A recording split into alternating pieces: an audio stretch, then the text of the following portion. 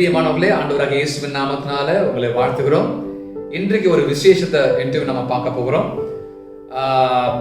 நம்முடைய மூத்த மிஷினரியோடு கூட அந்த இன்டர்வியூ இருக்க போகிறது. இதிலே ஒரு சில காரியங்கள், நமக்கு தெரியாத காரியங்களை அவர்கிட்ட கேட்க போகிறோம். மற்றும் ஊழிய அனுபவங்களை குறித்து அவர்கிட்ட கேட்க போகிறோம்.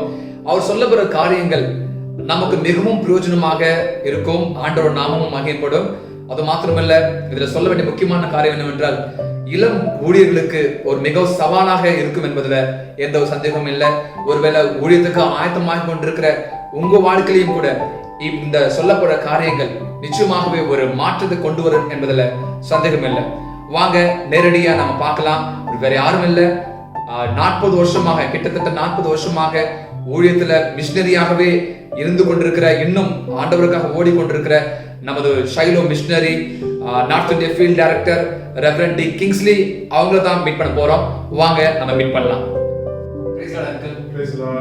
அங்கிள், உங்களை சந்திப்பதில் ரொம்ப சந்தோஷமா இருக்கு. நான் பார்க்குறேன், இப்போ கிட்டத்தட்ட 40 வருஷமா நீங்க வந்து மிஷினரி ஊழியர்கள் செய்து கொண்டிருக்கிறீங்க. எல்லா இடத்துலையும் நீங்க வந்து பயங்கரமா ஓடிக்கொண்டு இருக்கிறீங்க. மினிஸ்ட்ரி, அந்த ஊழியங்கள், சின்ன ஊழியமா இருந்தாலும் சரி, பெரிய ஊழியமா இருந்தாலும் சரி, அதே உற்சாகத்தோடு செய்து கொண்டிருக்கிறீங்க. இதெல்லாம் எப்படி சாத்தியம் அங்கிள்? எப்படி இதெல்லாம் சாத்தியம் என்ற ஒரு கேள்வியை நீ கேட்டாய். நல்ல ஒரு கேள்வி. அதற்கு ஒரே வார்த்தையில நான் பதில் சொல்றேன். இதெல்லாம் சாத்தியமானது தேவனுடைய கிருபை தான். பவுலை பார்த்து இயேசு கிறிஸ்து சொன்னார்களா, என் கிருபை உனக்கு போதும் என்று சொன்னாரே, அந்த கிருபை தான், அந்த ரெட்டிப்பான கிருபை என் மீது இருந்தது. அவருடைய கிருபையினால் தான் இவற்றையெல்லாம் நான் சாதிக்க முடிந்தது. இது சாத்தியமானது. ஆண்டவருடைய கிருபையை அவர் அளவில்லாமல் எனக்கு கொடுத்து கொண்டே இருந்தார். அது அதிகாலை தோறும் புதிது என்று சொல்லப்பட்டிருக்கிறது அல்லவா? அதே போல இது அவருக்கு தினந்தோறும் எனக்கு இந்த மிஷனரி ஊழியங்களை செய்வதற்கான, எல்லா பணிகளையும் செய்வதற்கான எல்லா வல்லமைகளையும் எல்லா பலன்களையும் அவருடைய கிருபையின் மூலமாக எனக்கு அவர் தந்தார். அதனால நான் முழுவதும் ஆண்டவருடைய கிருபையை சார்ந்துதான் இதை செய்தேன். அதனால ஆண்டவருக்கே எல்லா மகிமையும் செலுத்துகிறேன். அவர் எனக்கு ஒரு தனிப்பட்ட விதத்தில் எனக்கு அதிகமாய் கிருபையை தந்தார், விசேஷித்த கிருபையை தந்தார். அதுதான் அது சாத்தியமானது. ஆமென். ரொம்ப சந்தோஷம். ஆண்டோட கிருபை தான் நம்ம எல்லாமே தாங்கி கொண்டு இருக்கிறது அங்கிள். அங்கிள், இப்போ உங்ககிட்ட ஒரு சில முக்கியமான ஒரு கேள்விகளுக்குள்ள நான் போக போறோம். நான் பார்க்குற, உங்களை பார்த்துருக்கேன், நிறைய இடத்துல பார்த்துருக்கிறேன். இந்த பிரசங்கம் வந்து நீங்க வித்தியாசமா, உங்களுடைய பிரசங்கம் வித்தியாசமா இருக்குது. அதுல வந்து நகைச்சுவை இருக்கிறது, அதுல வந்து ஆண்டுடைய ஜீவன் இருக்கிறது, அநேகருக்கு வந்து உற்சாகத்தை கொடுக்கிறது. அது நீங்க பிரசங்கம் வந்து எப்படி பண்றீங்க, அதை பத்தி கொஞ்சம் சொல்லுங்களேன். பிரசங்கம் என்பது என்னுடைய சிறிய வயதிலிருந்தே நான் வேதத்தை அதிகமாக படித்து விரும்பி படித்ததனுடைய விளைவு. இப்ப என்னுடைய வயது 60 ஆகுது. எனக்கு ஞாபகம் இருக்கிறது, என்னுடைய 8வது வயதிலிருந்து நான் வேதத்தை அதிகமாக நான் படிக்க ஆரம்பித்தேன். இந்த வேதம் தான் அதற்கான காரணம். இந்த வேதத்தை நான் அதிகமாக படித்ததினாலே நடந்தது என்ன, வேதத்தை படிக்க படிக்க படிக்க படிக்க அந்த 66 புஸ்தகங்களை நான் படிக்க படிக்க படிக்க அதற்கப்புறமாக நான் ரட்சிக்கப்பட்டேன். அதற்கப்புறமாக நான் ஊழியத்திற்கு வந்தேன், முழு நேர ஊழியக்காரனானேன், மிஷனரி ஆனேன். அந்த வேதத்தை படிப்பதனுடைய அந்த வேகத்தை நான் விடவே இல்லை, அந்த ரொட்டீனை விடவே இல்லை. அதனுடைய பலன் என்னானது, வேதத்தை படிக்க படிக்க படிக்க வேதத்தை போதிக்கத்தக்கதான ஒரு அபிஷேகத்தை ஆண்டவர் எனக்கு தந்தார். அதை நான் சரியாக பயன்படுத்தி கொண்டேன். எங்கெல்லாம் எனக்கு ஃபுல் பீட் கிடைக்கிறதோ, எங்கெல்லாம் எனக்கு தருணம் கிடைக்கிறதோ, அது சண்டே ஸ்கூலா இருந்தாலும் சரி, அது யூத் மீட்டிங்களா இருந்தாலும் சரி, அது ஒரு பெரிய ஆராதனையா இருந்தாலும் சரி, செமினாரா இருந்தாலும் சரி, அது வந்து ஒரு கிராம மீட்டிங்கா இருந்தாலும் சரி, அது சிட்டியில உள்ள மீட்டிங்கா இருந்தாலும் சரி, அது படித்தவர்களா இருந்தாலும் சரி, அது படிக்காதவர்களா இருந்தாலும் சரி, அவங்க மத்தியில போய் எதை பேச வேண்டும், ஏற்ற சமயத்துல சொன்ன வார்த்தை வெள்ளித்தட்டில் வைக்கப்பட்ட பொற்பளங்களுக்கு சமமா இருக்கு. அதே போல ஆண்டவர் எனக்கு அந்த கிருபையை தந்தார். அதனால நான் இந்த வேதத்திற்கு தான் நன்றி செலுத்துவேன். நான் கொலோசியர் 3:15 சொல்லப்பட்டிருக்கிறது, நீங்கள் நன்றி அறிந்துள்ளவர்களா இருங்கள் என்று சொல்லி நன்றியை நான் செலுத்துகிறேன். தேவன் தந்த வேதத்திற்கு, இந்த வேதத்துக்கு நான் நன்றி செலுத்துகிறேன். என்றால் இந்த வேதம் மூலமாகத்தான் நான் இந்த பிரசங்கம் பண்ண முடிந்தது. அதனால இந்த இளம் வாலிபர்களுக்கு நான் சொல்லிக் கொள்கிறேன், நீங்கள் வேதத்தை அதிகமாய் படியுங்கள், வேதத்தை அதிகமாய் தியானிங்கள், வேதத்தோடு ஒன்று இணைந்து விட வேண்டும், வேதத்தோடு ஒரு நண்பனாய் மாறிவிட வேண்டும். என்னுடைய முழு தியானமும் வேதத்தில் தான் இருக்கிறது என்று சொல்லி அந்த சங்கீதத்தில் சொன்னது போல, தினந்தோறும் இதுதான் உங்களுடைய இரவும் பகலும் தியானமாக இருக்க வேண்டும். அப்படிதான் நான் வேதத்தை பிடித்துக் கொண்டேன். அந்த வேதத்தினுடைய அபிஷேகம் என் மீது வந்து இறங்கினது. அதுதான் அதற்கு காரணம். ரொம்ப அது வியப்பா இருக்குது அங்கிள். ஏன்னா 8 வயசுல இருந்து நீங்க வேதத்தை படிக்கணும்னு சொல்லிருக்கீங்க. இது உண்மையிலே எங்களுக்கு ஒரு உற்சாகத்தை கொடுக்குறதா இருக்குது. அது மாத்திரம் நான் கேள்விப்பட்டிருக்கிறேன், நீங்க வேதத்தை எத்தனையோ முறை படிச்சு முடிச்சிருக்கீங்கன்னு சொல்லி. ஸோ அந்த வேதத்தினுடைய வாஞ்சியை பத்தி இதுல இப்ப பிரசங்கத்தை சொன்னீங்க. பிரசங்கம் வந்து எந்த சூழ்நிலை பண்ணுன்னு சொன்னீங்க. அது காரணம் வேதம் சொல்லிட்டு நீங்க முக்கியத்துவப்படுத்துறது ரொம்ப சந்தோஷம். நாங்களும் அதை கடைபிடிப்போம் பண்ணி சொல்லி நாங்க விசுவாசிக்கிறாங்க. அடுத்தபடி அங்கிள் உங்களுக்கு இன்னொரு கேள்வி கேட்கணும்னு ஆசைப்படுறோம். உங்களுடைய ரட்சிப்பின் அனுபவம் முதல் முறையாக ஆண்டவராக இயேசு கிறிஸ்துவை எப்ப ஏற்றுக்கொண்டீங்க, ஞானஸ்தானம், அது மாத்திரமல்ல பிரதிஷ்டை, ஊழிய பிரதிஷ்டை, மிஷனரியாக எப்ப மாறினீங்க, அதை பத்தி கொஞ்சம் சொல்லுங்க. 1977 தஞ்சாவூர் லஸ்கோவில ஆஸ்திரேலிய மூலமாக ரட்சிக்கப்பட்டேன். 1978 மூத்த பெந்தெகோஸ்த போதகராகிய ஜி சுந்தரம் மூலமாக நானும் எங்க அம்மாவும் ஞானஸ்தானம் எடுத்தோம். 1979 அண்ணன் அகஸ்டின் ஜெபக்குமார் அண்ணன் கோவூர்ல சிஎஸ்ஐ சபையில வந்து மிஷனரி சவால் விட்டார். அந்த இடத்துல நான் பிரதிஷ்டை செய்யப்பட்டு அவரோடு கூட நான் மிஷனரியாக பீகார் பண்ணேன். 1983 முதல் முறையாக அந்தமான் அனுப்பப்பட்டேன். சைலோ மூலமாக அந்தமான் அனுப்பப்பட்டேன். டாக்டர் வசந்தர் அவர்கள் என்னை இந்த சைலோவில் இணைத்தார். இப்போது வரைக்கும் நான் அந்த சைலோ ஊழியத்தில் தான் இருக்கிறேன். அதனால இந்த ரட்சிப்பு, ஞானஸ்தானம், ஊழிய பிரதிஷ்டை, ஊழியனாய் மிஷனரியாய் மாறினது ஆர் ஸ்டான்லி அண்ணன், ஜி சுந்தராகியா அவர்கள், அகஸ்டின் அண்ணன், டாக்டர் வசந்தர் இவங்கெல்லாம் வந்து இந்த 4 ஊழியக்காரர்களை, இந்த தலைவர்களை நான் மறக்க முடியாது. இப்படி ஒரு முத்தான தலைவர்களை ஆண்டவர் எனக்கு கொடுத்தார். அதுதான் அந்த ஆரம்ப காலத்திலே எனக்கு ஒரு ஆசீர்வாதமாக இவர்கள் எனக்கு இருந்தார்கள். அதனால் நான் எளிதாக நான் மிஷனரி ஊழியத்திற்குள்ளாக சரியாய் ஆண்டவர் தேவ சித்தத்தின்படி வழி நடத்தினார். ஆமென். அங்கிள், உண்மையிலே நீங்க ரொம்ப கொடுத்து வச்சுங்க. ஸ்டான்லி அங்கிள், ஜி சுந்தரம் ஐயா, Augustine Jebakumar uncle, reverend doctor Vasanth uncle, இவங்கெல்லாம் உங்களுக்குள்ள ஒரு விதை வச்சிருக்கிறாங்க. ரொம்ப கேட்கறது ரொம்ப சந்தோஷமா இருக்குது. அங்கிள், நீங்க வேதத்தை பத்தி சொன்னீங்க. 8 வயசுல இருந்து இந்த வேதத்தை படிச்சுட்டு இருக்க ஒரு ஈடுபாடு சொன்னீங்க. உங்கள்கிட்ட ஒரு கேள்வி அங்கிள், எந்த அளவுக்கு வேதத்தை நீங்க வாசிக்கிறீங்களோ அதே போல உங்களுடைய ஜெப வாழ்க்கை பத்தி எங்களுக்கு சொல்லுங்களேன். ஜெபத்தை பற்றி கேட்டீர்கள். எந்த அளவுக்கு நான் வசனத்தின் மீது ஈடுபாடு கொண்டிருந்தனோ அந்த அளவுக்கு ஜெபத்திலே நான் ஈடுபாடு கொள்ளவில்லை. அது ஒரு சின்ன ஒரு குறை இருக்கிறது. ஆனா ஜெபத்தை ஆண்டவருடைய சமூகத்திலே காத்திருக்க வேண்டும், ஆண்டவருடைய பாதப்படியிலே விழுந்து கிடக்க வேண்டும், ஜெப குறிப்புகளை எழுதி ஜெபிக்க வேண்டும். ஏனென்றால் நாங்கள் மிஷனரியா இருந்தபடினால் காலகாலமாக சுற்ற வேண்டும், டெய்லி போனோம், அப்புறம் நைட்டு தான் வருவோம். அப்ப அது பீகாரில் உள்ள மலை பிரதேசமாக இருக்கட்டும், தீவுகளாக இருக்கட்டும், ராஜஸ்தானுடைய கிராமங்களாக இருக்கட்டும், தினந்தோறும் பயணங்கள் இருக்கும். அதனால நான் என்ன செய்தேன் என்றால், ஆண்டவர் எனக்கு ஒரு ஞானத்தை தந்தார். நல்ல ஒரு நோட்டு, ரஃப் நோட்டுகளை வச்சுக்கிட்டு அதுல நான் வந்து குறிப்புகளை எழுதி கொண்டே இருப்பேன். இந்த குறிப்புக்காக 1 மணி நேரம் ஜெபம், இந்த குறிப்புக்காக 1 மணி நேரம் ஜெபம், அப்படி அந்த டைம் போட்டு டேட் போட்டு அந்த குறிப்புகளை எழுதுவேன். அந்த குறிப்புகளை எழுதி பேப்பர்ல எழுதி நான் ஜெபிப்பேன். அதனால தேவனுடைய சமூகத்தில் இருக்க வேண்டும், ஜெபிக்க வேண்டும் என்கிற ஆவல் எனக்கு உண்டு. இந்த லாக்டவுன் சமயத்தில் ஆண்டவர் முழுமையாக ஆண்டவருடைய பாதப்படியில் விழுந்து கிடக்கும்படியாக செய்தார். இரவும் பகலும் ஆண்டவருடைய பாதத்தில் விழுந்து ஜெபிக்கும்படியான ஒரு சந்தர்ப்பத்தை ஆண்டவர் தந்தார். ஜெபம் வந்து கட்டாயம், ஒரு ஜெபம்தான் ஜீவன். அந்த ஜெபத்தில் இருக்க வேண்டியது அவசியம். எல்லா மிஷனரிகளும் எல்லா ஊழியக்காரர்களும் மிகவும் ஜாக்கிரதையோடு கூட இந்த ஜெபத்தில் இருக்க வேண்டும். ஜெபம் தான் நம்மளை சரியான வழி நடத்துவதற்கான தேவ சித்தத்தை செய்வதற்கான ஒரு சந்தர்ப்பத்தை கொடுக்கும். ஜெபம் தான் ஊழியத்தை பிறப்பிக்கும். எப்படி நீங்க ஜெபிக்க ஆண்டவர் ஒரு புது ஊழியத்தை உங்களுக்கு தருவார். ஜெபம் தான் ஊழியத்தை பிறப்பிக்கும். அதை நாங்கள் ஃபீல்டுல பார்த்திருக்கிறோம். ஜெபிக்க புதிய ஃபீல்டுகள் எல்லாம் உருவாகும், புதிய மிஷனரி பணித்தளங்கள் எல்லாம் உருவாகும். அங்கிள், நீங்க வேதத்தை எந்த அளவுக்கு முக்கியத்துவப்படுத்துறீங்களோ அதே போல ஜெபத்துக்கும் முக்கியத்துவம் கொடுத்து சொன்னீங்க. உண்மையிலே உங்களை பாராட்டுற விஷயம் என்னன்னா, அந்த ஜெப குறைபாடு நீங்க ஒத்துக்கிட்டு பாத்தீங்களா, அது எங்களுக்கு வந்து ஒரு மிக பெரிய ஒரு சவாலாக இருக்குது. ஏன்னா இந்த நாட்கள்ல ஒருவேளை வேதத்தை வந்து அதிகமா வாசிக்கலாம், ஜெபத்தை கம்மி பண்ணிடலாம். ஆனா நீங்க அந்த எல்லாத்தையும் ஒரு பேலன்ஸ் பண்ணி ஜெபமும் முக்கியம், வேதமும் முக்கியம், ரெண்டும் ஒரே ட்ராக்ல போனாதான் நல்லா இருக்கும் சொல்றீங்க. அது மிகவும் அது உற்சாகப்படுது எங்களுக்கு. எங்க வாழ்க்கையில ஊழியம் வளரணும்னா நிச்சயமா ஜெபமும் வேத வாசிப்பும் ஒரே ஈக்குவலா போட சொல்லியிருக்கீங்க. சந்தோஷம் அங்கிள். அடுத்தபடி அங்கிள் என்ன கேள்வி கேட்கணும்னு சொல்லி யோசிச்சிருந்தேன்னா, நீங்க எல்லா இடங்களும் போயிட்டு இருக்கிறீங்க, அங்கிங்க சுத்திட்டு இருக்கிறீங்க, டிராவல் பண்ணிட்டே இருக்கிறீங்க. இந்த நேரத்துல துதி ஆராதனை பற்றிய உங்களுடைய ஈடுபாடு என்ன?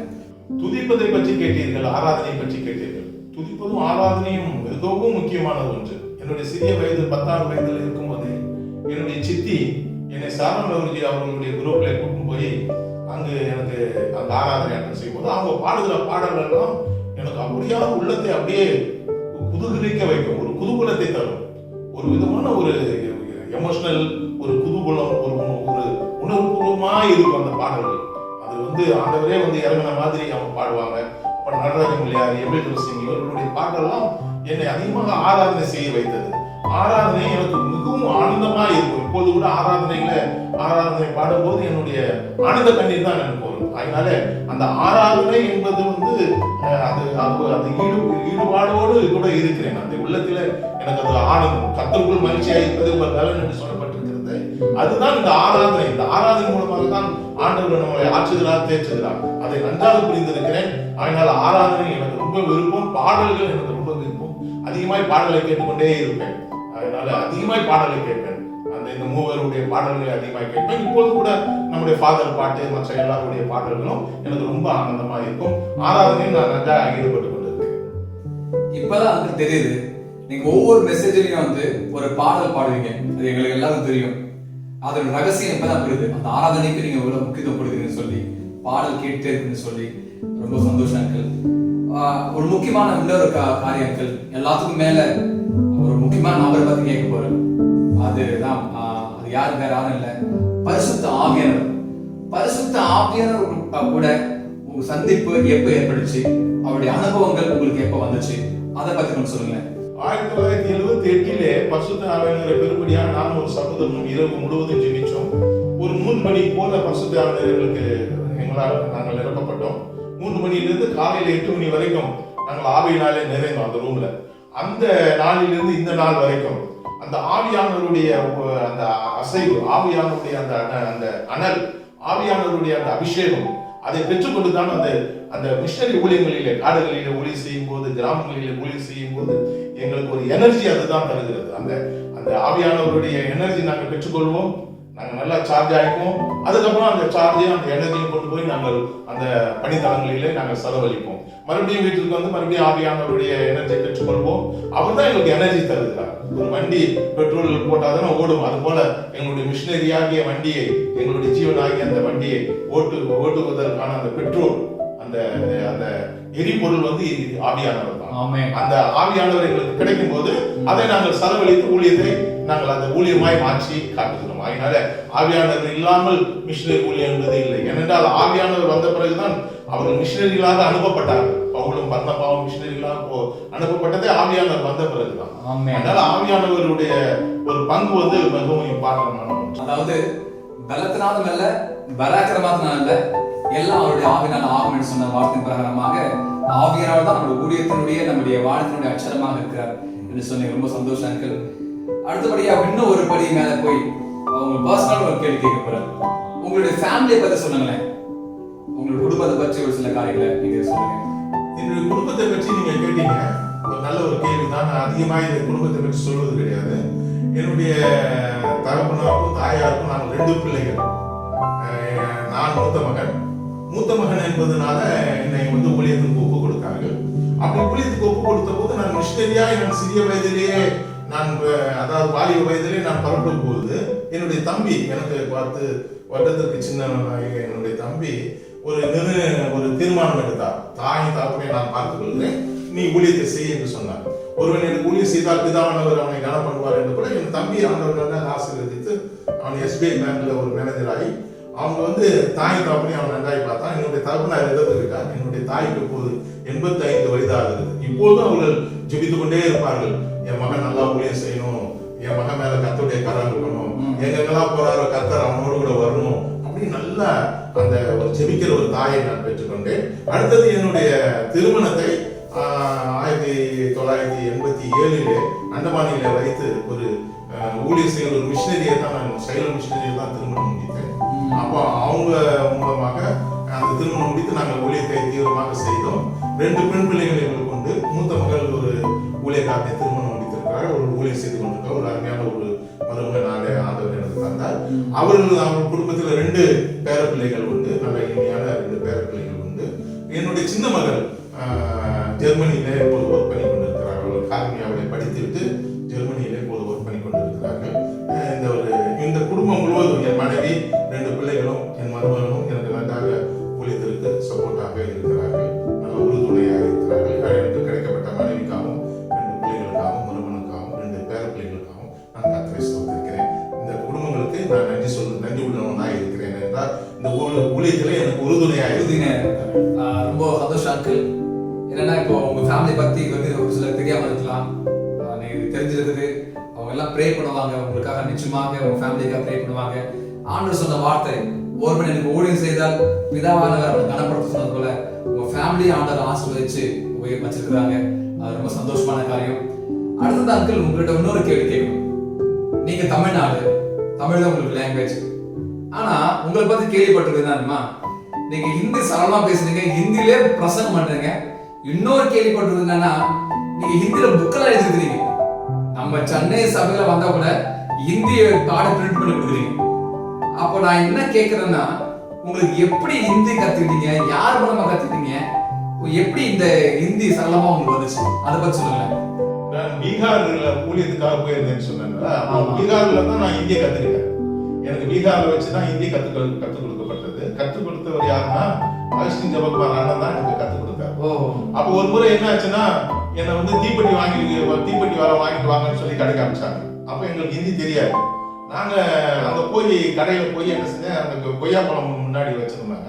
2 கொய்யாப்பழம் எடுத்து அது உராசி காமிட்டேன், இந்த தீப்பெட்டி வேணும்னு சொல்லி. அப்ப அவங்க என்ன செஞ்சாங்கன்னா, அந்த 2 கொய்யாப்பழமும் வெட்டி உப்பு போட்டு மிளகாப்பொடி போட்டு கொடுத்துட்டாங்க. அப்ப நான் அதை எடுத்துட்டு வந்து அகஸ்டன் என்னுடைய மனைவி கிட்ட கொடுத்தேன், அக்கா கிட்ட கொடுத்தேன். அப்ப அக்கா ஒரே பயங்கர சிரிப்பு, எல்லாரும் சிரித்தார்கள். அப்ப எனக்கு இந்தியே வராதுன்னு சொல்லிட்டு ஒரு நிலைமை இருந்துச்சு. ஆனா ஆண்டவருடைய கிருபையினால நான் ஹிந்தியை கற்றுக்கொண்டு ஹிந்தியிலே பேசத்தக்கதாக ஒரு 5 ஹவர்ஸ் கூட ஹிந்தியில பேச முடியும். எனக்கு அப்படி ஒரு சான்ஸ் கொடுத்தாங்க. 5 ஹவர்ஸ் பேசக்கூடிய அந்த வெக்காபல் ஏரியா எனக்குள்ள இருக்கு. அந்த ஹிந்தியை கத்துக்கும்படியாக ஆண்டவர் ஒரு ஞானத்தை தந்தார். ஏன்னா நம்ம இந்தியாவில் ஊழியம் செய்யணும்னா எல்லா மாநிலத்துல நமக்கு ஹிந்தி ரொம்ப அவசியமான ஒன்று. அதனால ஆண்டவர் அந்த ஹிந்தி ஞானத்தை எனக்கு தந்தார். ரொம்ப சந்தோஷம், ரொம்ப சந்தோஷம். விசேஷமா அந்த கொய்யாப்பழம் ரொம்ப நகைச்சுவையா இருக்குது அங்கிள். அடுத்தது என்னன்னா, இப்போ நீங்க மிஷினரியா இருக்கிறீங்க. ஒரு மிஷினரி உங்களுடைய பார்வையில மிஷினரி குறித்து ஒரு உங்களுடைய கருத்து என்ன, உங்களுடைய விளக்கம் என்ன? மிஷினரி என்றாலே, மிஷினரி ஊழியம் என்றால் என்னன்னா, சொல்லப்பட்டிராத இடங்களிலே பணித்தளம் அமைத்து, சொல்லப்பட்டிராத இடத்துக்கு முதலாவது போகணும், அந்த பணித்தளம் அமைக்கணும். அந்த அமைத்து இயேசுவின் நாமத்தை அங்க சொல்லணும். சொல்லி அந்த ஆத்துமாக்களை நாம் அறுவடை செய்ய வேண்டும். அதுதான் ஒரு மிஷினரி பணித்தளம் என்று சொல்லுகிறது. அந்த மிஷினரி பணித்தளத்திற்கு ஒரு சபையினால் அனுப்பப்பட்டவனே மிஷினரி. இப்ப ஷைலம் மூலமாக அநேகரை அந்தமானுக்கு அமைச்சிருக்கிறாங்க, ஷைலம் மூலமாக அநேகரை நார்த் இந்தியாவுக்கு அமைச்சிருக்காங்க, ஷைலம் மூலமாக எல்லா இடங்களிலேயும் அமைச்சிருக்கிறாங்க. அப்போ வந்து என்னன்னா, அனுப்பப்பட்டவர்கள், ஒரு இடத்தில் இருந்து அனுப்பப்பட்டவர்கள், அந்த அனுப்பப்பட்டவன் தான் மிஷினரி. சொல்லப்பட்டிராத இடத்திலே பணித்தளம் அமைப்பது அது மிஷினரி பணித்தளம். அந்த பணித்தளத்துக்கு இங்கிருந்து ஒரு நாம் அனுப்புகிறோமே, ஜெபித்து அனுப்புகிறோமே, அனுப்பப்பட்டவன் தான் மிஷினரி. அப்படின்னால் நான் ஒரு மிஷினரியாக நான் அனுப்பப்பட்டேன், அந்தமானுக்கு அனுப்பப்பட்டேன், ராஜஸ்தானுக்கு அனுப்பப்பட்டேன். என்னுடைய ஆசை என்னன்னா, மிஷினரி ஊழியம் தான் எனக்கு ரொம்ப ஆசை. மிஷினரி உயிர் உள்ளவரை மிஷினரியா இருந்து மிஷினரியா மறிக்க வேண்டும் என்று சொல்லி நான் ஆசைப்படுகிறேன். இதுதான் மிஷினரி ஊழியத்தினுடைய ஒரு கருத்து. மிஷினரியை பத்தி சொன்னீங்க அங்கிள். நம்முடைய ஷைலோ ஊழியத்தில் நீங்க எப்போ முதன்முறையா அனுப்பிச்சீங்க? ஷைலோ ஊழியத்துல உங்களுடைய அனுபவங்கள் என்ன? 1982 நான் ஷைலோ பைபிள் காலேஜில் படித்து அதுல ஒரு வருஷம் ட்ரைனிங் எடுத்துட்டு 1983 ஜனவரியில நாங்கள் அந்தமானுக்கு போனோம். அந்தமான்ல போய் ஊழியத்தை ஆரம்பித்தோம். 1983 இருந்து இந்த 38 வருஷமாய் இதே ஸ்தாபனம் என்ன சொல்லுகிறதோ அதன்படி அதுக்கு கீழ்ப்படைந்து அந்த ஸ்தாபனத்துக்கு உண்மையாக இருக்கிறேன். ஷைலோ ஸ்தாபனம் ஒரு நல்ல ஒரு மிஷனரி ஸ்தாபனம். இந்தியாவின் பல பகுதிகளில் ஊழியம் செய்து கொண்டிருக்கிறேன். அதனால என்னை ஷைலோ ஸ்தாபனத்தில் இருக்கும்போது நல்ல எல்லா ஃபீல்டும் கொடுத்து எல்லா இடங்களிலும் ஊழியம் செய்யக்கூடியான ஒரு நல்ல தருணத்தை ஷைலோ மிஷனரி ஸ்தாபனம் எனக்கு கொடுத்தது. இது டாக்டர் ரெவரண்ட் வசந்தர் அவங்க நிறுவினார்கள். இது அவர் தான் அதை பவுண்டராக இருந்தார், பிரசிடண்டாகவும் இருந்தார். இது இந்த ஷைலோ ஸ்தாபனத்துக்காக நான் கர்த்தரை ஸ்தோத்திரிக்கிறேன். ஆமென். ஆண்டு நாம மகிழ்வுவதாக. அங்கிள், ஒரு சுவாரஸ்யமான கேள்வி கேட்க போறேன். உங்களுக்கு வந்து வயசு வந்து 60 சொல்றாங்க, ஆனா பாக்குறதுக்கு அப்படி இல்லையா அங்கிள்? இது என்ன ரகசியம்? இதற்கு ஒரே ஒரு காரணத்தை நான் சொல்ல முடியும். இதனுடைய ரகசியம் என்னவென்றால், கடினமாய் ஊழியம் செய்வது, கடின உழைப்பு, ஹார்ட் ஒர்க். இது சிறு வயதிலிருந்தே எனக்குள்ள இருந்தது. நம்மளுடைய டாக்டர் வசந்த கோட் அவங்களுக்கு ரொம்ப பிடிச்சது என்ன தெரியுமா? யாரு கடினமா ஒர்க் பண்றாங்களோ, ஊழியம் செய்யறாங்களோ, அவங்கள அவங்களுக்கு ரொம்ப பிடிக்கும். அவங்களுக்கு வந்து கடினமா ஒர்க் பண்ணணும், மீதியெல்லாம் அப்புறமா தான். அதை பத்தி அவங்க வந்து கவலைப்பட மாட்டாங்க. நல்லா உழைக்கணும். அந்த உழைக்கிற ஊழியக்காரங்க அவங்க ரொம்ப அன்பு கூறுவாங்க, அவங்களுக்கு எல்லா உதவிகளையும் செய்வாங்க. அவங்க மேல அவங்களுக்கு ஒரு பிரியம் இருக்கும். அந்த மாதிரி ஆண்களுக்காக உழைக்கிறவங்க அவங்களுக்கு ரொம்ப பிடிக்கும். அப்படி அந்த ஆண்களுக்காக உழைக்கும் போது என்ன ஆகுதுன்னா, அந்த மிஷனரி ஊழியத்துல நீங்க நல்லா உழைக்கும் போது என்ன ஆகுதுன்னா, ஆண்டவர் நல்லா உங்களுக்கு அந்த எலும்புகளிலேயும் நரம்புகளிலேயும் மூளையிலேயும் ரத்தத்திலேயும் சரீரமான உள்ளான அங்கங்களிலும் வெளியான அங்கங்களிலும் ஆண்டவர் என்ன செய்யறாரு? அவருடைய அந்த பாதுகாப்பு, அந்த குணமாக்குகிற அந்த அபிஷேகம் எல்லாத்தையும் கொடுத்து கொடுத்து கொடுத்து என்ன செய்யறாரு? நம்ம வழி நடத்துறபடினால நான் சில நேரத்துல என்ன ஆயிடும்னா, நம்ம வந்து வயசானாலும் வயசாகாத மாதிரி தெரியும். ஆனா வந்து அதனுடைய சீக்கிரட் அதுதான், ஊழியம் தான். அந்த ஊழியத்தை நீங்க கடினமா செய்யும் போது அது வந்து கர்த்தருடைய ஊழியத்தை அசதியா செய்கிறவன் சபிக்கப்பட்டவன் இருக்குல்ல. அப்ப அதை நம்ம மாற்றி சொன்னா, கர்த்தருடைய ஊழியத்தை நல்லா நீ உற்சாகமா செய்யறவன் ஆசீர்வதிக்கப்பட்டவன். என்ன ஆசீர்வாதம்னா, வாழ வயதா இருக்கும், வயது வாழ வயது போல இருக்கும், கழுகுகளை போல் சட்டைகளை எடுத்து பரப்பாய். அதுதான் இந்த ரீசன். ஓகே, ரொம்ப சந்தோஷம் அங்கிள். இப்போ வந்து என்னன்னா, நீங்க எல்லா இடத்துலயும் ஓடிட்டு இருக்கீங்க, ஒளியும் ஒளியும் ஒளியும் ஒளியும் சொல்லி எங்க எல்லாம் சுத்திட்டு இருக்கிறீங்க. ஓடி ஓடி வந்து நீங்க பிரசங்கம் பண்றீங்க, டிராவல் பண்றீங்க, ஏற்கனவே கேட்டது மாதிரி. இந்த நேரத்துல இயேசு அப்பாவோடு கூட உறவு என்ன, எப்படி இருக்குது? அதை பத்தி உங்களுடைய அனுபவங்களை சொல்லுங்களேன். இயேசு கிறிஸ்து தான் எனக்கு எல்லாமே. ஆமென். இயேசு கிறிஸ்து தான் என்னுடைய தகப்பன், இயேசு தான் என் தாய், இயேசு தான் என்னுடைய மூத்த அண்ணன், என் உயிர். இயேசு தான் என் எதிர்காலம், என் கனவு, என் பேச்சு, என் மூச்சு, என் நல்ல நண்பன். எல்லாமே எனக்கு அவர்தான். ஹல்லேலூயா. என்னுடைய வருகாலம் கூட அவர்தான். எல்லாமே அவர்தான். அவர்தான் என்னுடைய சிந்தனை. நான் தூங்கும் போதும், நடக்கும் போதும், போகும்போதும், வரும்போதும், உட்காரும் போதும், எல்லா பயணம் பண்ணும்போது இயேசு இயேசு இயேசு இயேசு தான். இயேசு தான் என்னுடைய ஹீரோ. இயேசு தான் என்னுடைய லவர். இயேசு தான் எனக்கு எல்லாமே. அதனால அந்த இயேசுன்றது வந்து எனக்கு வந்து சின்ன வயசுல இருந்து இயேசு வந்து நான் வந்து ஒரு வெறுக்கப்பட்டதமான ஒரு சூழ்நிலையில இருந்தபடினால அந்த சின்ன வயசுல இருந்து எனக்கு ஒரு அன்பை நான் தேடி அடைந்தேன். அந்த அன்பை தேடி வரும்போது இயேசு என்ன கரெக்டா அவருடைய அன்பை கொடுத்து என்னை பிடித்து கொண்டார். அவருடைய அன்பின் கையில் தான் கெட்டி என்னை இழுத்து கொண்டாருன்னு தான் சொல்லணும். இந்த மிஷனரி ஊழியம் செய்யறதுக்கு சீக்கிரத்தை வந்து நான் இயேசு மீது அதிகமா அன்பு கூறுகிறேன். அவர் எனக்கு நல்ல அந்த அன்பை தருகிறார். ஒரு தாயை தேற்றுவது போல என்னை தேற்றுகிறார். ஒரு தகப்பன் தூக்கி சுமப்பது போல என்னை தூக்கி சுமக்கிறபடினால நான் இந்த மிஷனரி ஊழியத்தை நான் இயேசுக்காக தான் செய்கிறேன். ஆமென். ரொம்ப சந்தோஷமா இருக்கு. இயேசுவை பத்தி ஒரு மிக சிறப்பா நீங்க வந்து விளக்குறீங்க அங்கிள். அது ரொம்ப நல்லா இருந்துச்சு. அடுத்தபடி அங்கிள், இன்னொரு கேள்வி கேட்கிறோம். எப்படின்னா, நீங்க அந்தமான்ல கிட்டத்தட்ட 9 வருஷம் இருந்தீங்க, சென்னையில கிட்டத்தட்ட 3 வருஷம் இருந்தீங்க, இப்போ வட இந்தியாவில கிட்டத்தட்ட 25 வருஷமா நீங்க ஊழியம் செஞ்சுட்டு சொல்லி நான் கேள்விப்பட்டிருக்கிறோம். ஸோ வட இந்தியா பத்தி உங்களுக்கு அதிகமா உங்களுக்கு அனுபவங்கள் இருக்கும். நீங்க வட இந்தியா குறித்து என்ன சொல்ல விரும்புறீங்க?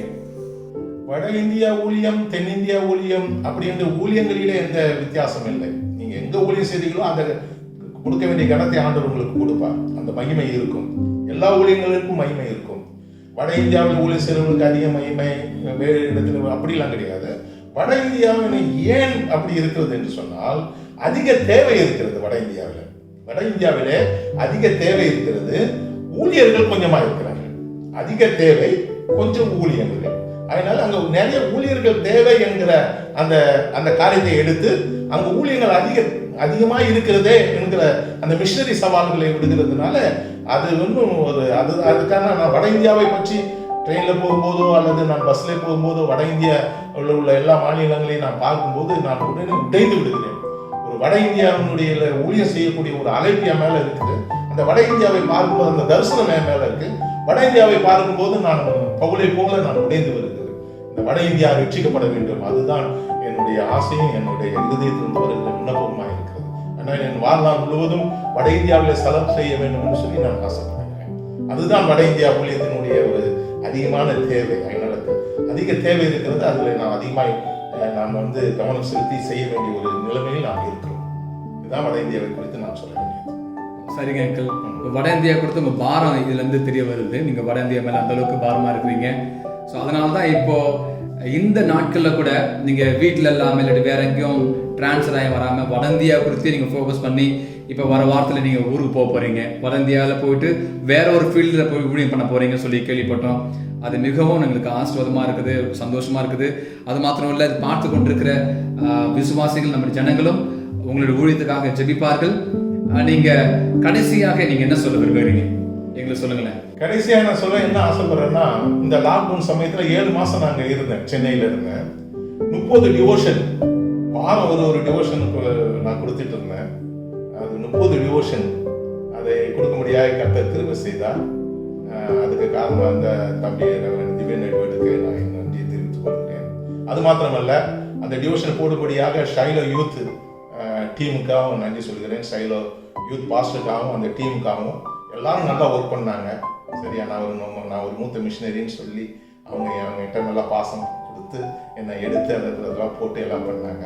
இந்த லாக்டவுன் சமயம் இந்த 7 மாதமும் சென்னையில் இருக்கும்படியான ஒரு அனுமதியையும் தம்பி டாக்டர் தயாளன் எட்வர்டு அவங்க கொடுத்தாங்க. அவங்களுக்கு என் நன்றியை தெரிவித்துக் கொள்கிறேன். மொத்தத்திலே நான் ஆண்டவருக்கு என் கரங்களை உயர்த்தி நன்றி செலுத்திக் கொள்கிறேன். இவை எல்லாம் ஆண்டவராக ஆயிடுச்சு. ஏன்னா நான் அல்ல, கிறிஸ்துவே என்று சொல்கிறபடி நான் ஆண்டவருக்கு எல்லா சகல மகிமையும் துதி புகழ் எல்லாத்தையும் நான் ஆண்டவருடைய பாதப்படியில வைத்து இந்த ஷைலோ ஊழியத்தை தேவன் ஆசீர்வதிக்கும்படியாக ஜெபத்தோடு இந்த இன்றைய நான் முடிக்கிறேன். அங்கிள், ரொம்ப நன்றி அங்கிள். நாங்கள் கேட்ட எல்லா கேள்விகளுக்கும் பொறுமையாக நீங்கள் பதில் சொன்னீங்க. அது ரொம்ப ஆசீர்வாதமாக இருந்துச்சு. உங்களோட நேரத்துக்காக நன்றி அங்கிள். கர்த்தர் உங்களையும் உங்கள் குடும்பத்தையும் இன்னும் அளவில்லாமல் ஆசீர்வதித்து இன்னும் உங்களுடைய ஊழியத்தில் இன்னும் உற்சாகப்படுத்தி ஆண்டவர் வல்லமையாக பயன்படுத்தும்படியாக நாங்கள் ஜெபித்துக் கொள்கிறோம். கர்த்தர் உங்களை ஆசீர்வதிப்பாராங்க uncle. May God bless you, dear Rajasagar. பிரியமானவர்களே, அங்களோட கூட இந்த இன்டர்வியூ மிகவும் பிரயோஜனமாக இருக்குன்னு சொல்லி நாங்கள் விசுவாசிக்கிறோம். அவங்க ஷேர் பண்ண எல்லா அனுபவங்களும் நம்முடைய வாழ்க்கையிலையும் நம்முடைய ஊழியங்களிலும் நம்முடைய குடும்பத்திலையும் மிகவும் பயனுள்ளதாக இருக்கும்னு சொல்லி விசுவாசிக்கிறோம். தொடர்ந்து அங்களுக்காக ஜெபித்துக் கொள்ளுங்கள், அங்கள் குடும்பத்துக்காக ஜெபித்துக் கொள்ளுங்கள். அதே போல நம்முடைய ஷைலோ மிஷனரி ஊழியங்கள் பல இடங்கள்ல தியாகமா ஊழியம் செய்து கொண்டிருக்கிறாங்க. அங்கிள் மாதிரி இன்னும் அநேகர் தியாகமாக ஊழியம் செய்து கொண்டிருக்கிறாங்க. அவர்களையும் உங்கள் ஜெபத்துல நினைவு கொள்ளும்படியாக கேட்டுக்கொள்கிறோம். கர்த்தர் உங்களையும் உங்கள் குடும்பத்தையும் அளவில்லாமல் ஆசீர்வதிப்பாராக. ஆமென்.